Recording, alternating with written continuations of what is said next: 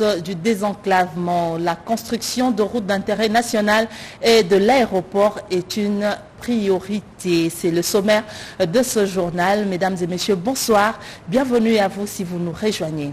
Ils ont été renforcés en capacité pour bien assurer la mission leur assignée dans le cadre juridique. Les officiers de police judiciaire de la 14e région militaire étaient à l'école de formation. Reportage. Au total, 30 officiers de police judiciaire de la 14e région militaire et de l'état-major du renseignement militaire ont pris part à l'atelier de formation sur les normes internationales et nationales interdisant la torture. C'était le 20 juillet 2021 à la salle des réunions de la 14e région militaire. Au cours de cet atelier, les participants ont suivi tour à tour les exposés des différents intervenants sur les normes internationales et nationales criminalisant la torture, la politique de diligence voulue par les Nations Unies en matière des droits de l'homme, les conséquences de l'usage de la torture et incidences sur le plan physique, mental et judiciaire, ainsi que les droits de la personne arrêtée. Le général de brigade Ilondo Efondo Igo, commandant 14e région militaire, a, dans ce mot de clôture,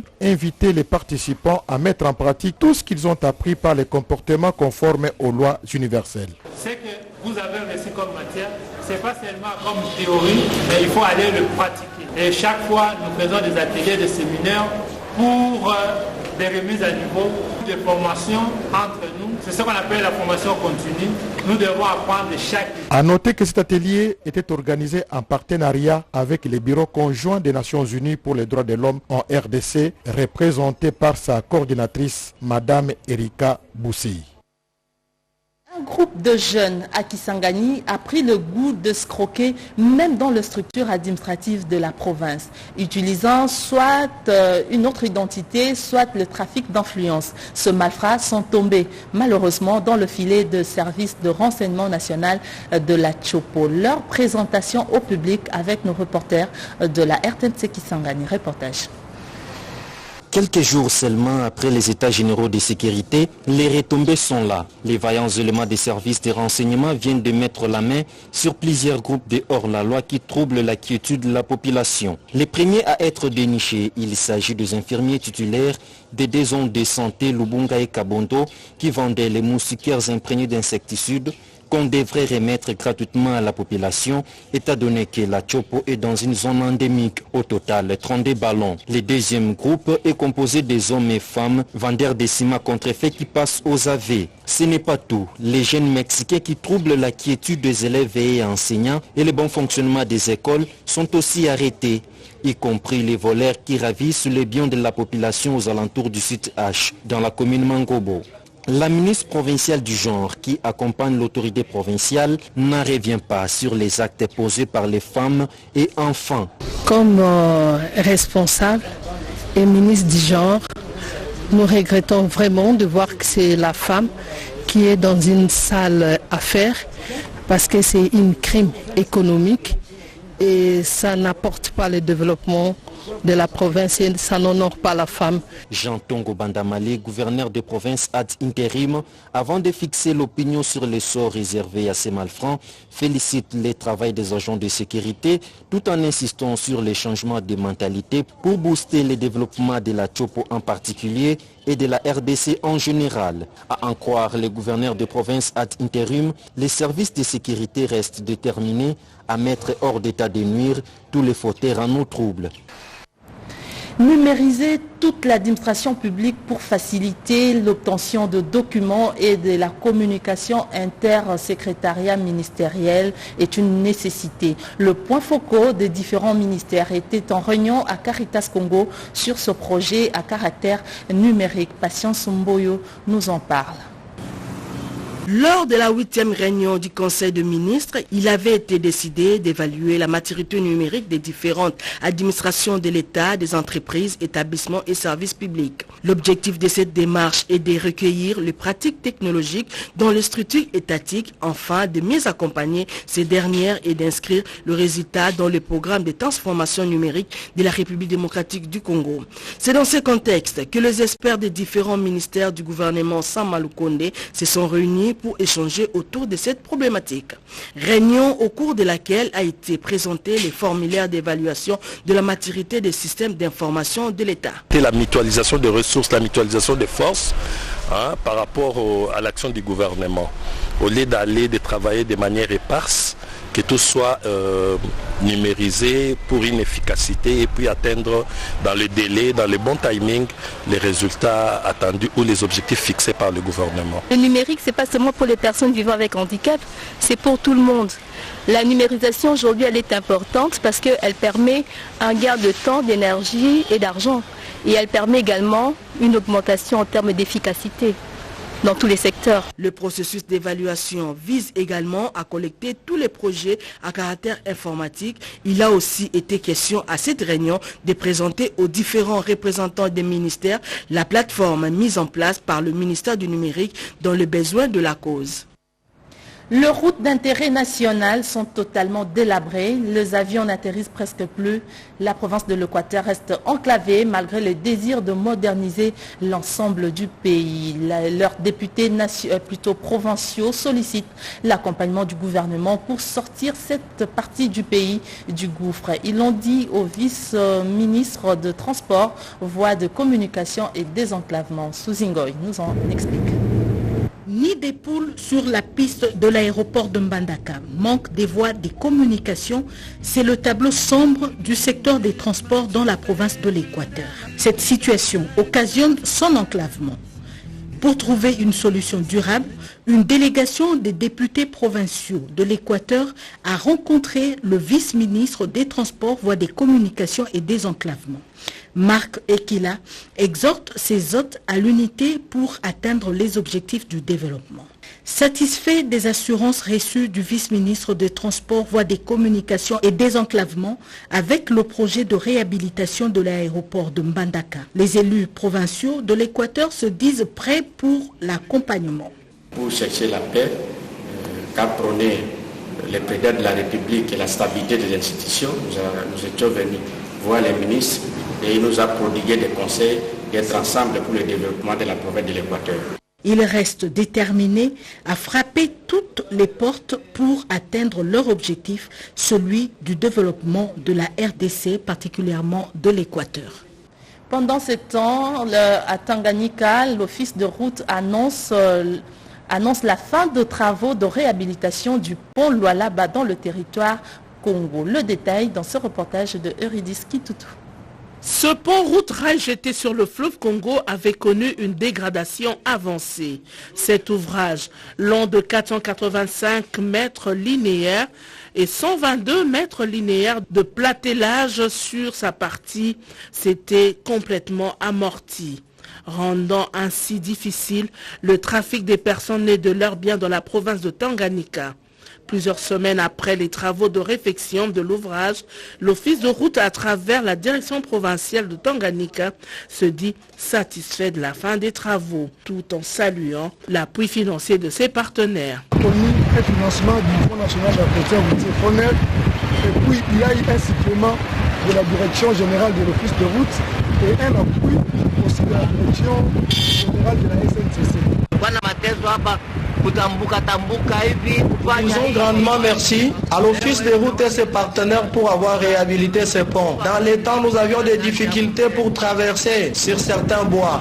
On tombait même dans le fleuve. Mais aujourd'hui, tout est à l'aise. Merci à l'Office des routes. L'ouvrage étant réhabilité, l'Office de route appelle les usagers à un bon usage.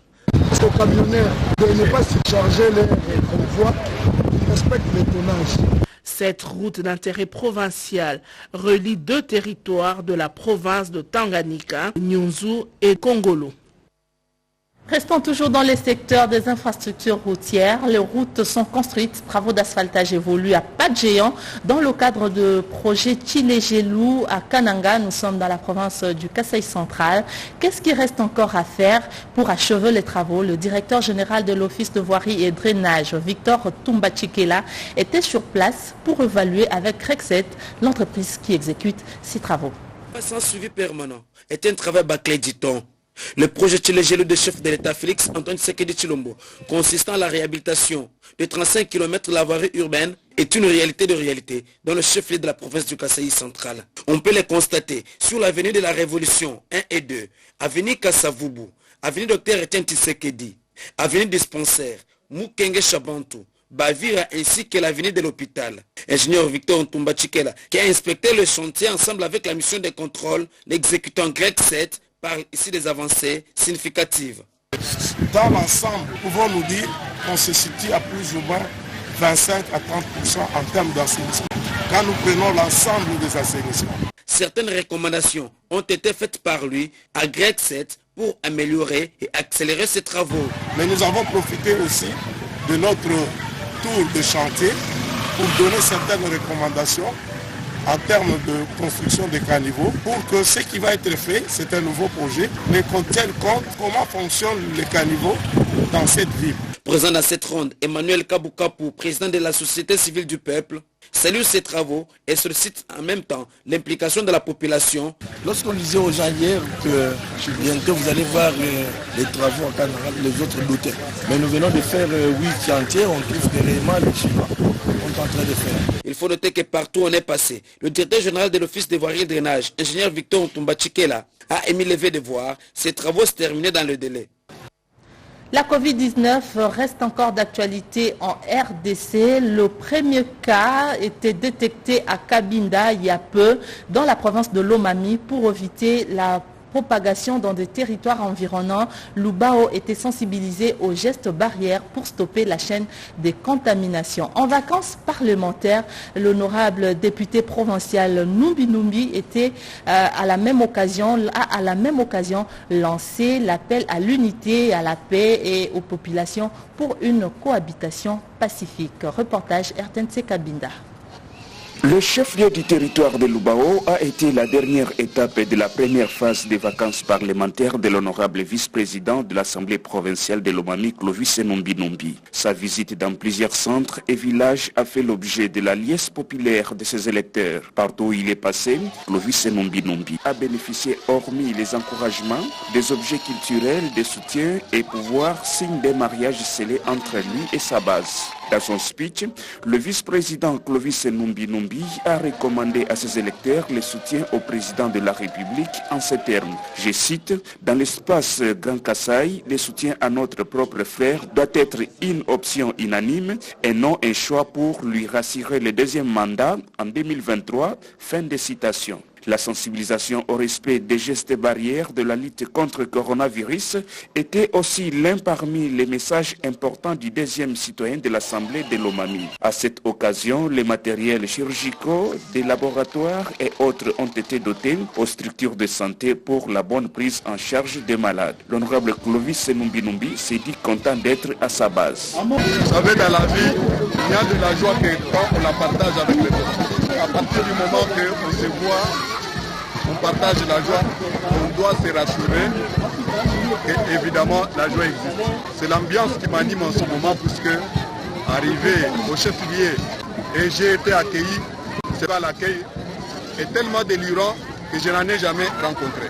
Avec ceux qui m'ont mandaté, toute la soirée, toute la journée d'aujourd'hui pour mon arrivée, la cité a été pratiquement paralysée. Nouvelle technologie dans la prise en charge de la santé, l'échographie portable avec smartphone. C'est une nouvelle pratique dans la prise en charge de la santé maternelle et infantile qui sera d'ailleurs opérationnelle dans les jours à venir en RDC. Quelques personnels médicaux étaient à l'école de formation sur cette nouvelle méthodologie. Bobette Tenga nous explique. Cette formation de 8 jours est la matérialisation du protocole d'accord signé en juillet dernier entre SWAC Corporation et le ministère de la Santé pour la remise à niveau du personnel soignant et la modernisation des structures de soins de santé.